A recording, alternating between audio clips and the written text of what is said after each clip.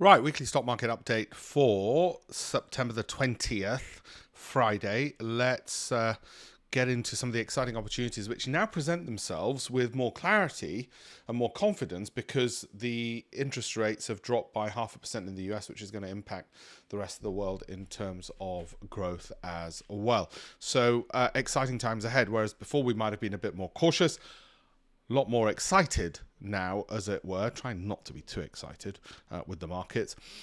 But I think that will reflect in what I'm about to tell you now, and the confidence levels get a bit higher when you've got more certainty. Remember, in terms of what this says here, this isn't individual financial advice or a solicitation to buy or sell any individual security, because I don't know you personally. I'm speaking in informational and educational terms, and please do take it like that. So, valuations.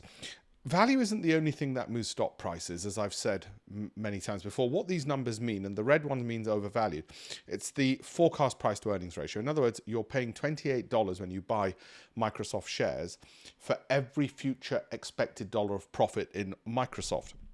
And the reason you're willing to pay a premium, and you might say, hang on, why would I pay 40 for Eli Lilly when I only have to pay 28 for Microsoft? So you could look at things relatively, but you would also be reminded that valuation is not the only thing that moves stock prices. If it were, you wouldn't buy the reds, you'd only buy the greens. But growth and growth prospects do, like revenue growth and profit growth, which is why some of the red ones are higher valued, because it implies greater growth prospects. Equally, they might be higher valued just because the market has seen a tweet somewhere. So how do we differentiate the noise and the nonsense from what's actually important? And the way we do that is, of course, we use a spreadsheet to look at valuation, growth, dividend yields, cash return on capital invested, all the things that we know based on research and analysis, including Nobel Prize winning research and research from Goldman Sachs Wealth Management, what's important, what isn't. So I just wanted to explain that point once again. In terms of the earnings calendar, none of these are going to move the market. So you've got earnings coming up next week from AutoZone, Micron, Cintas, Costco, Accenture. None of those are going to move the market, so you don't have to worry about that. The biggest mover for the markets has been the interest rate moves. Now, the market's going to be jubilant for a while. Probably by Monday or Tuesday, it's going to calm down and say, oh, hang on, but there's things to worry about. And it'll go through its own periodic moves down for a short while. But overall, we're optimistic because a lot more cash is going to go into stocks, not least because you're earning less on your bank interest and fueling more into the stock market. And as the stock market hits all-time highs, that does a psychological feedback loop for people anyway who hadn't already jumped in to say, go in, because there's a lot of cash on the sidelines. Okay, now why can we be so much more confident today than I will say on Wednesday or the week before? Well, because we now know that rates have dropped and they're not about to rise anytime soon. If anything, the trajectory is for even more drops in interest rates, which means more money in the stock market, for now at least anyway. The reason we look at these factors, and people say to me, well, wait a minute, can you guarantee, actually nobody ever says this, can you guarantee what future returns will be? I mean, you can't, but what you can do is say, well, does the process make sense? And don't judge it over a day or a week. As Warren Buffett would say, he has $250 billion in cash because, unless he finds what he really likes, he just waits and waits. And certainly when you're 94, at that stage of life, you do want to be more patient and hold probably more in cash. But the point is this: whether it's your pension, you're looking for growth because you've got nothing over the last 3 years, or whether you're older and you're just looking for the transparency that you get from the data of knowing what you hold and the knowledge of knowing why you hold it, you really want to look at the process and say, well, does the process make sense? Okay, he's looking at undervalued companies. Why should undervalued companies perform better than overvalued ones? Well, first of all, there's no guarantee, but we know they tend to, because the research which has been done by various investment banks and Nobel Prize winners shows that undervalued companies tend to do better than overvalued ones. However, we also know growth is an important factor, revenue growth, sales growth, but there's no guarantee. And we know there are exceptions to the rule as well, because you might have a tweet from Elon Musk which shoots a company forward which is overvalued and not growing. But we don't want to invest in those types and speculate on what might be the outcome of a tweet. We want to look at something solid enough for our performance, for our pension.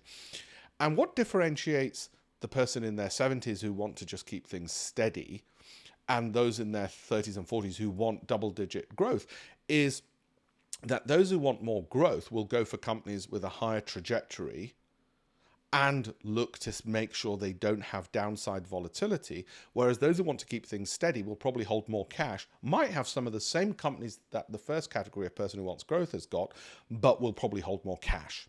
Okay, so they've got less volatility because they've got less exposure to the market, and they might even have more stocks, so they've got less exposure to an individual stock, but they'll still want quality companies. My point being, just because you want more growth doesn't mean that you take more wild risks in volatile penny stocks and speculate. You can, but you're better off going to Vegas if you want to do that. You still want to maintain quality. Whether you're 94 or 34, all you're changing is the amount in those stocks and the amount you hold in cash or lower volatility companies. Okay, so we want to tick all of these boxes. And just as another reminder, what the heck are these boxes? Well, momentum or 6 months performance, again, not a guarantee that momentum will continue, but it is from the hedge fund industry. If you look at companies like AHL, some of the biggest hedge funds in the world, or Winton Capital, or D Shaw, they have big momentum-based funds because there tends to be a continuation of momentum. It's not a guarantee, but it's a continuation. So we do want to tick that box. We're not saying we're going to guarantee the results, but what we're saying is more likely than not, we're better off with those than without them. Okay, same with Sortino and Alpha. Those are statistical measures just to say companies which generate good average returns and low downside drops. It doesn't mean that they're guaranteed to continue doing that. Just as if you hire somebody, doesn't mean they're going to guarantee to do the performance for you that they've done previously. Just ask any football team. But at least there's a greater probability. And we're removing the space in which speculation and lack of information, lack of knowledge operates. That's why we have to go through 10,000 stocks and then filter it down to remove speculation and guesswork. So, having done all of that, how's the past week been? This is out of our hands. We don't control the market, which is a mistake people make. They think, well, surely you can pluck up a company. No, we're, with our data, then in a position to take advantage of market tailwinds when they come, and if there's headwinds, so be it. Now, for those of my students who want to be more speculative, i.e. want more, I say speculative, want to take more risk, they could do always 2 times leverage. They might say, well, I'm less bothered about value, growth, income, and I'm going to give more weight to momentum, but hold for a shorter period of time because momentum operates generally over a shorter period of time. So there are ways of those who are in their 30s to add more growth and more zip. Those who are older and saying, listen, at my stage of life, I just want to keep it easy and simple. Well, they'll have more cash and they'll have less money in more stocks. And they might even diversify over a period of months in adding to those stocks. So important sort of educational background that you understand. And the past week, well, a week is neither here nor there, as Warren Buffett would also tell you. It could go in any direction. What does a week actually mean? But there's a lot of green, which obviously means people's moods are a bit better. That's fine. What we really care about, well, what's the last 12 months been like? Well, this is what's more important. Because if you look at over the last 12 months, then there's been a lot of opportunities for us to have attached ourselves to. So it's made us look smarter. Okay, if there's a tailwind and we happen to pick some of those stocks, we will have done better and look better than if there was an absolute headwind and everything was red. If everything was red and there was no opportunity to pick anything, then how do we create a magical company which doesn't even exist? We can't. Okay, 5 years out of 7, there tends to be a tailwind. We want to be in a position to take advantage of those, but we can only take advantage of them if companies tick our value, growth, income, Sortino, Alpha boxes, because otherwise there's always an increased danger. No guarantee, but there's an increased danger. You end up in a poorer quality company. Now, with interest rates having dropped, I think we're in a better position to have more of a tailwind, more gains going forward, and more pushes in our pension. Now's the time to sort of put the pedal to the metal, as it were.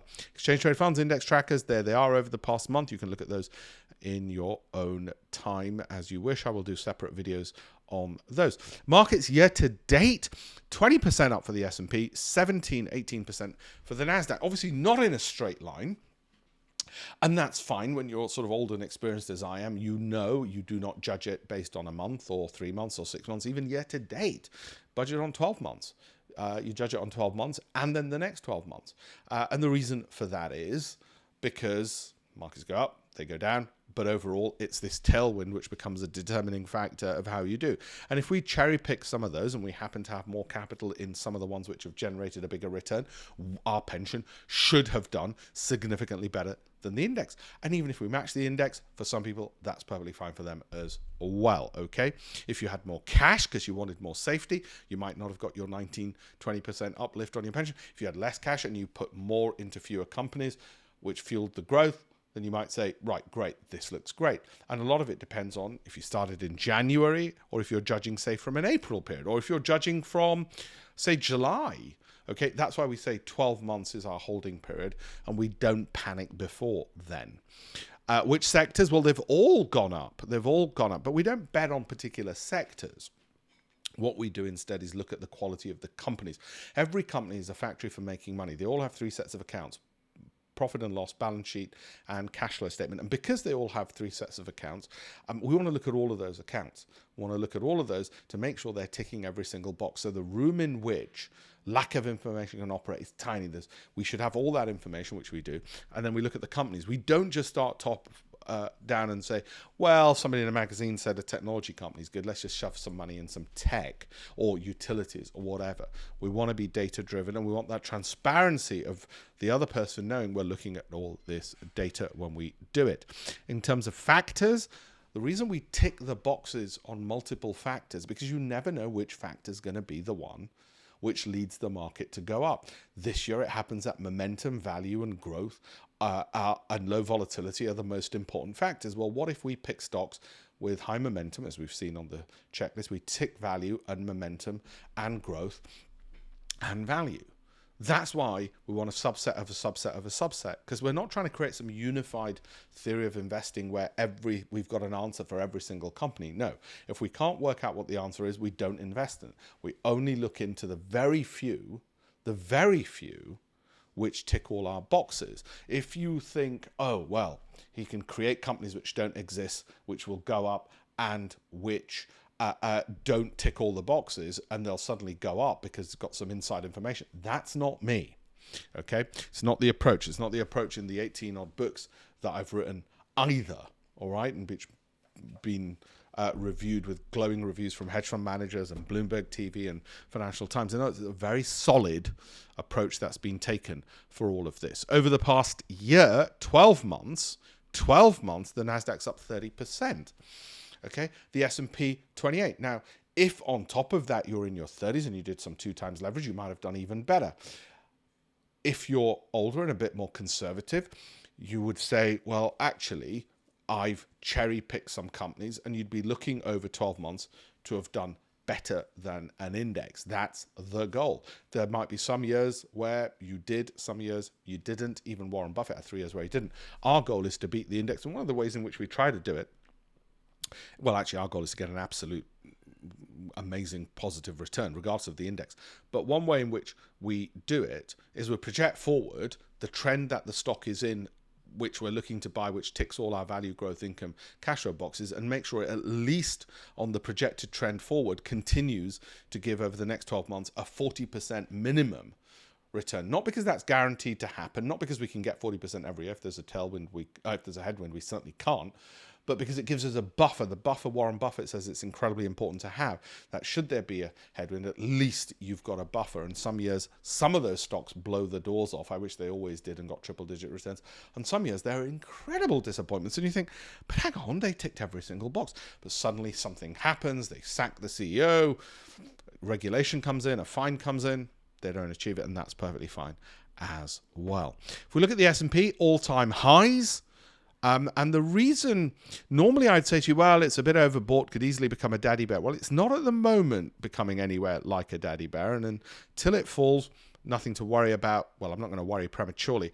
And this could potentially keep going upwards, especially because now we're at a stage of not tightening interest rates. See, what had happened here in 2022 was we're at a period where there was an anticipation of interest rates are going to be tightened. Now we're at a phase of, well, looser monetary policy. This is nuts. And if Trump wins, then there's going to be even more spending, budgetary spending. Actually, the Democrats like to spend because they are big government, okay? The Republicans, Well, they like to borrow and spend on different things to the Democrats on the whole, but they certainly like to, under Trump, have debt, unlike a traditional conservative Republican, which might be somebody like Ronald Reagan. They might argue even him with his loose monetary policy or monetarism was actually spending, but just calling it a different name and didn't realize he was spending. But he was. So either way, if there's going to be loose monetary and fiscal policy in the US, then these stocks are going to keep growing, and that should benefit the global economy as well. So suddenly, and I wasn't expecting a 0.5% cut. I really thought they'd only do a quarter, but I didn't gamble on that either way.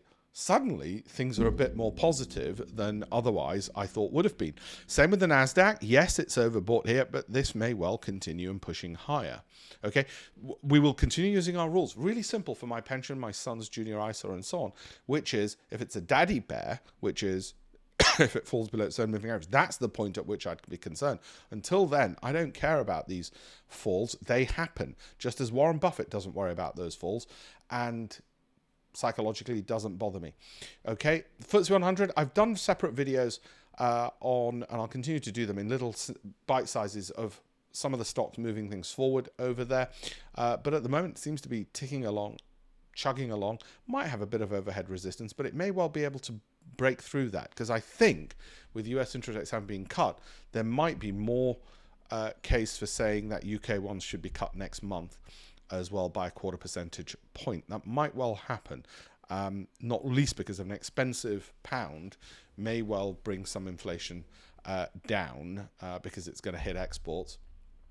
And obviously, whilst it makes imports a bit cheaper, that could have a deflationary effect potentially as well. So let's see.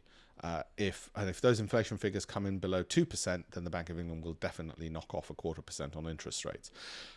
Not least because the budget is expected to be fiscally really painful. Costco. Now, here's one which, under normal circumstances, I'd say to you, no, the MACD overbought. Look, it's too high. This is one which, with interest rates being cut, people spending more, cyclical consumer sectors are expected to do well. This is one where you might well say, do you know what? I don't mind having Costco because the momentum and the trend is going to give me my 40% going forward. It's a big name. Even if it has these mama bears, that's fine. This is one which is continuing to grow in the current environment. Similarly, and by the way, whilst it doesn't meet my value growth 7, 8, or 9, that's a risk you might be willing to take. So, you know what, Alpesh, thank you very much. That's going in the pension. Apple, I continue to hold, and with even more conviction now than previously, but I'm more than happy to hold. Would I buy more? Well, I'm willing to take on a bit more risk. That's the upside there. And of course, it'll chug along. Now, will that go up 40% in 12 months? Probably not 40%, but then again, for an Apple, I'm willing to take a 20% in an Apple over 12 months rather than with something else. I'd want more of a return. Okay, but come on, it's bloody Apple. It's one of my quality 5+, so not an issue. Amazon, similar kind of story. I appreciate that it could do this. However, with what's happened with interest rates, it's a consumer cyclical company, but also don't forget cloud computing is where it makes most of its money, and cloud computing spending is going through the roof. It's an AI company. Amazon's an AI company, in case you didn't know it, okay, because of its cloud computing. And I've done on Telegram, I did a post today about how Goldman Sachs have said there's so much more spending going on into cloud computing as well. Microsoft is obviously an AI company. And would I buy more today? Well, I'm well aware that if I were to buy more today, it might drop 14%. As long as you've got to ask yourself, will you panic if it drops 14%? And if you would, then you should say, well, at what amount would I not? If you had one share and it dropped 14%, you probably wouldn't panic, would you? So you can work out the amount you should have in. And on a sliding scale, it might be, well, actually, I don't want X%, I want less. But I would definitely, I'm continuing to hold this in my pension. I continue to hold, I sold this in April because since January we had it. Would I buy it today? Yeah, all-time highs. It's an 8. I know it's overbought, but I'm willing to take that risk of a 20% drop. If you're not, then ease back the position size. Ask yourself, well, it could drop 20%. What amount of money? If 20% is £100 you lose, you're probably not going to be worried. If it's £1,000 you lose, you might not be worried. If 20% becomes £1 million you lose, if it drops 20%, then you probably want to say, no, that's too large a position size. So you can work it out like that, for instance. For me, in my pension, not an issue to put in. And in fact, I think I'll happily get some more of that now that we've got the interest rate drop as well, even though I know it's overbought. And I was cautious before. And you might say, you fool, exiting in April. Yeah, but that was a personal rebalance, just as Warren Buffett sold 50% of his Apple holding because of a rebalance. Now he sold it, and that sort of constant selling in the market, which had been depressing the prices, got out of the way. Guess what's left? A ton of buyers. Okay. Don't forget, there's a load of videos there. Bank of America, would I buy this? It's not a 7, 8, or 9. Would I be... Well, let me put it this way. If you're happy not to follow Alpesh's rules of 7, 8, or 9, you would buy this on momentum. And you would say, yeah, I think this is going from 40 to maybe 50. And you might say, well, that's only a 25% gain. It's not enough of that trajectory of 40% I want. So if you want your 40%, you wouldn't. If you want to follow my rules, you wouldn't. But if you said, no, I'm going to do it on momentum, 20% is fine. I know that the risk I'm taking, that's fine. And it's Bank of America after all. Massive company. Okay. Netflix, all-time high. It's an AI company, by the way. I know this is overbought and could easily drop, but it's a 7, 8, or 9. So if you said, well, actually, I want to follow your strict rules, which means 7, 8, or 9, but I won't buy overbought, you wouldn't. But remember, there are times you can still buy it when it's broken above its MACD. It's as if it's moving ahead quite strongly, which it is in this case. Okay. The thing you've got to be worried about is 20% drop. If it drops 20%, how much are you willing to lose and still not be worried? Now, if it's £1,000, then buy £5,000 worth of stock. If it's £2,000, buy £10,000 worth of stock. If it's £2 million, then buy £10 million worth of stock. It's one way to look at it and say, okay, well, yeah, psychologically. Getting that psychological fix right is critically important because you shouldn't be losing sleep at any given point. Walmart looks like it's going through the roof, cyclical. Can it continue at this rate of growth? Of course it can't. No company could, other than Nvidia. Can this? Well, it might well for the near future. And you'd say, well, okay, what if this drops 20%? Then am I happy getting in? It's got 7, 8, or 9. I'd be breaking the strict rules because you're buying above and at an overbought level. Are you happy to do that? And you may well be happy to do that, in which case, get some in your pension. That's okay. My point to you being this, you've now worked out what your risk is. You're not concerned. You've worked out what the risk is on the downdraft and what the reward is that you're looking for. And if they both fit and you're going in with the data and the information, then why not? And by the way, 4th of September, buy from all of these as well, including Deutsche Bank on the 16th of August. Okay. Eli Lilly, overbought for ages, but again, one of those moving up and up strictly doesn't fit into my rules, 7, 8, or 9. So you wouldn't have it based upon that, but if you said, well, I don't want to go strictly by who are you? Why should I go strictly by your rules? Then you don't have to. And you can say, well, I'm going to go into it, Alpesh, eyes wide open. I know I could drop 20%, in which case I will only put in £5,000 worth. Okay. And it's Eli Lilly after all. And I'm going to continue holding it. For us on my program, I know when it gets back to this kind of pattern here and goes up triple in price, that's when we'll go back at some point as well under the strict rules. By the way, you've got all of this. Do follow on LinkedIn and on the campaign for $1 million. It was a slightly shorter market update because the Wednesday one, which you can also look at, I didn't want to repeat everything that was in there. So exciting times. If you're not already on the Great Investments Program and you want to know more about it, have a look at alpeshpatel.com/links. I think we're at pretty exciting times again. For the markets after a few months of sort of cautiousness. So I look forward to welcoming you on the program if you're not already on. Have a look at the campaign for $1million as well for a ton of free resources. Thank you all incredibly so much.